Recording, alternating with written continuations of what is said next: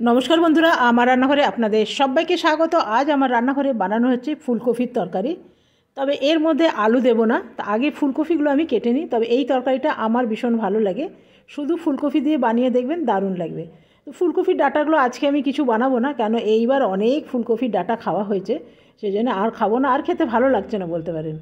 सेइजन्य फुलकपिर डाटागुलो फेले देबो। एरकम एकटा छोटो चाकू निये निलाम आर पापड़िगुलोर मध्य थेके आमी केटे नेब। একটা একটা করে ছাড়িনি, তবে যদি একদম লোকাল ফুলকপি হয় না সেটা দিয়ে কিন্তু আরও ভালো হয়। তবে মনে হয় না এগুলো খুব একটা লোকাল, এর মানে এগুলো চালানি বলতে পারেন। দেখছেন না কীরকম ফুলগুলো হয়ে গেছে। লোকালগুলো না একটু ছাড়া ছাড়া হয় আর ডান্টিগুলো খুব সুন্দর সবুজ সবুজ থাকে। তো এগুলো এই টাইপের আমি কেটে নিলাম। এক একটা ফুল খুব একটা ছোট রাখিনি, বেশ বড় বড় সাইজেরই রেখেছি।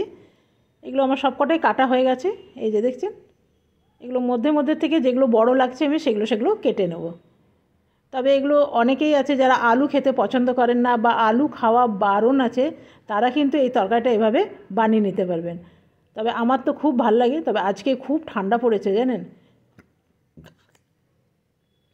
তো সবগুলোই আমার কাটা হয়ে গেল, দেখতে পাচ্ছেন। এবারে জল দিয়ে এগুলো ভালো করে ধুয়ে নেব। আর এই ডাঁটাগুলো আমি ফেলে দেবো। আর একটা ছোট আলু আছে, আমি জলখাবার বানিয়েছিলাম আলুর পরোটা, তো একটা আলু রয়ে গেছিলো। তো ভাবছি এর মধ্যেই দিয়ে দিই, নষ্ট করব কেন। খুব ছোট সাইজেরই আছে। তবে আলুটা আমি হাতে করে একটু টুকরো টুকরো করে নেব। এভাবে হাতে করেই ভেঙে নেন, ব্যাস। আর কিছু দেব না। খুবই ছোট সাইজের আলু। এইখানে আমি এবারে মটর ছাড়ি নিই। তবে এখন মটরশুঁটিগুলো বেশ কচি কচি, ছাড়াতে ছাড়াতে অর্ধেক খাওয়া হয়ে যায় জানেন। আমার মতন কে কে অবশ্যই জানাবেন। যত না ছাড়ায় তত যায় পেটে। তো এগুলো সবকটা আমার ছাড়ানো হয়ে গেল। এগুলো এবারে সরিয়ে ফেলি। এখানে বেটে নেবো কিছু মশলা। নিয়ে নেবো 2খানা লঙ্কা আর হাফ ইঞ্চির মতন আদা, আর নিয়ে নেবো জিরে। এখানে 1 চামচের মতন জিরে নিলাম। তো চলুন এগুলো আমি পিষে নিয়ে আসি। তো দেখুন আমার পেশা হয়ে গেছে। আর কিছু মশলা দেব না। এরপরে দেব টমেটোটা আমি কেটে নেব। এরপরে আমি ফুলকপিগুলো জল দিয়ে আমার ধুয়ে আনি। তো দেখুন জল দিয়ে ধোয়া হয়ে গেছে, খুব ভালো করে জল দিয়ে ধুতে হয়েছে। এরপরে এটাকে আমি অল্প ভেজে নেব। এদিকে একটা কড়াই বসিয়ে দিলাম, আর কড়াইয়ে দিয়ে দিলাম তেল। ফুলকপি ভাজার জন্য যতটুকু তেল লাগে। এখানে গোটা জিরে দিলাম আর শুকনো লঙ্কা দিলাম। এরপরে ফুলকপিগুলো দিয়ে দেবো। এরপরে দিয়ে দেবো নুন আর দিয়ে দেবো হলুদ, ব্যাস।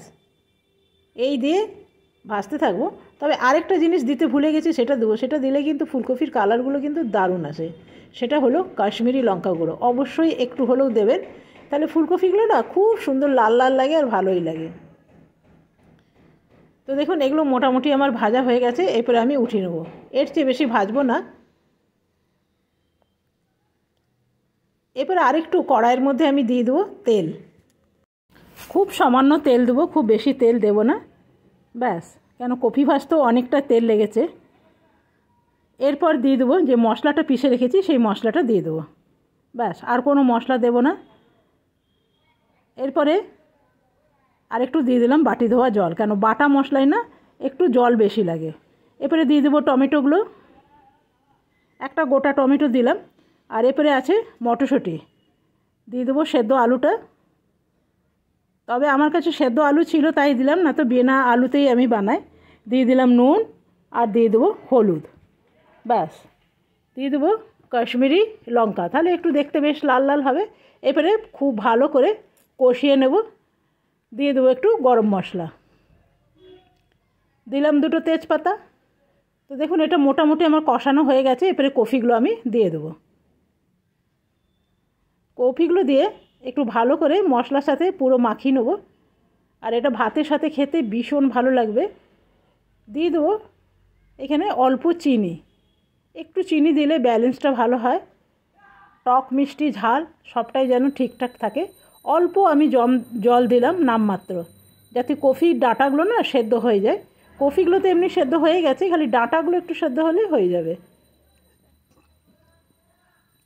তো দেখুন কফিটা কিন্তু আমার একদম রেডি হয়ে গেছে। এরপরে নামিয়ে নেব। আলু দিয়ে ফুলকপি খেতে না চাইলে এভাবে কিন্তু বানিয়ে দেখুন, অসাধারণ লাগবে। এরপরে দিয়ে দেবো একটু উপর থেকে ধনেপাতা। এগুলো আমার বাড়ির ধনেপাতা, একটা অদ্ভুত সেন্ট কিন্তু জানেন বাড়ির ধনেপাতায়।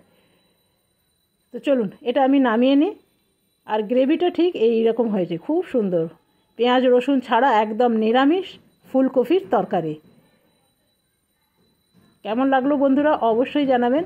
যদি ভালো লাগে তাহলে একবার হলো বানিয়ে দেখুন, খারাপ লাগবে না। উপর থেকে আরেকটু ধনেপাতা দিয়ে দিলাম।